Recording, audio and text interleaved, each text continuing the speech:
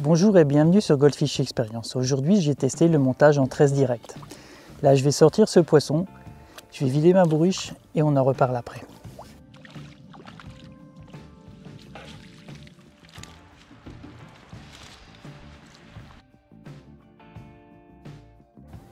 Depuis le mois de novembre l'année dernière, je pêche maintenant sur des distances relativement courtes, donc c'est-à-dire jusqu'à 30 mètres, en tresse directe. C'est-à-dire que je n'utilise plus de tête de ligne ni d'arraché. Ça fait maintenant 2 ans que les Anglais pêchent comme ça. Donc au mois de décembre, j'avais vu une vidéo où un pêcheur anglais avait raccordé sa tresse à un morceau de power gum avec un émerillon. Donc il vrillait le power gum. J'ai testé ça pendant 2 mois. J'ai eu plein d'emmêlages, ça ne me plaisait pas. Ensuite, j'ai eu une autre version qui me satisfaisait déjà plus. Et en début d'année, Baptiste Courtelmont a mis une version en ligne qui correspondait exactement à ce que je recherchais. Dans les commentaires ci-dessous, je vous mettrai le lien vers la vidéo de Baptiste Courtelmont où il vous explique comment réaliser ce montage. Donc pour les courtes distances, je ne pêche plus que comme ça.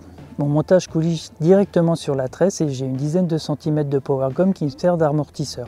Donc j'ai plusieurs versions. Sur une canne vraiment très fine et très souple, j'ai essayé avec une dizaine de centimètres de 0,5 mm.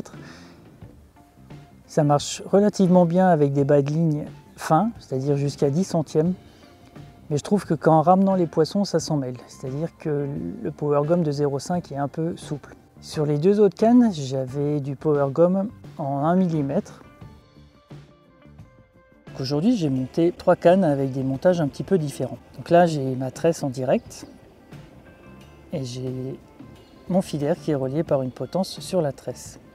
La potence vient buter contre un stop float et pour couvrir le nœud et le stop float, j'ai un bout de gaine.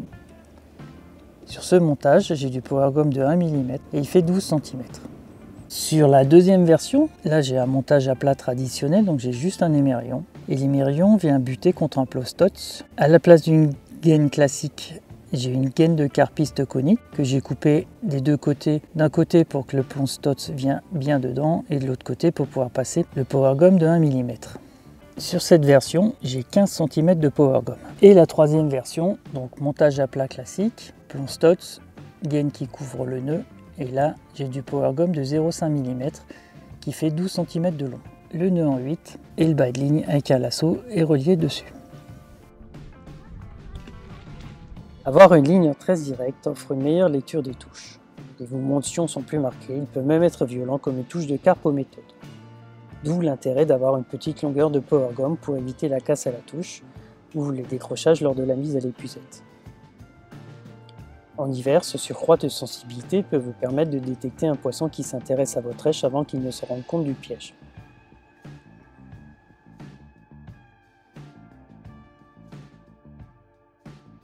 Comme avec la tête de ligne courte que je vous ai proposée il y a 2 ans, aucun nœud de raccord ne passe dans les anneaux. Il n'y a pas de freinage lors des lancers, ni de risque de casser le sion si des saletés se sont accrochées au nœud. Les jours de vent, c'est plus facile de différencier un ballottage du fait des vagues à une vraie tirée de poisson. Le morceau de gaine silicone ou le manchon carpiste écarte le power gum et le bas de ligne de la tresse. C'est un bon système anti-emmêlage. Ce montage est durable. Ce n'est pas comme une tête de ligne en fluoro ou en gros nylon. Il ne marque pas, il n'est pas donc nécessaire de le changer régulièrement. Lors des pêches rythmées, cela permet de sortir les poissons d'autorité et de faire des belles bourriches. Pour équilibrer le setup tresse directe, avoir des cannes d'action light est recommandé.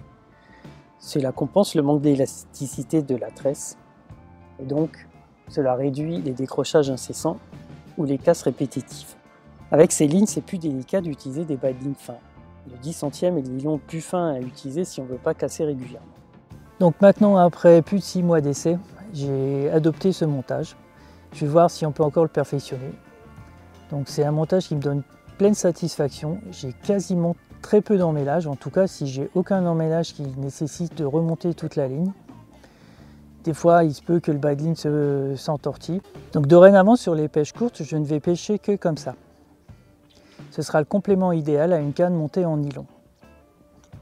Donc d'un côté, j'aurai la détection maximale avec ma tresse en direct et de l'autre côté, j'aurai une canne en nylon direct les jours où les poissons sont vraiment très chipoteurs, où il faudra sortir vraiment la bijouterie pour pouvoir avoir des touches.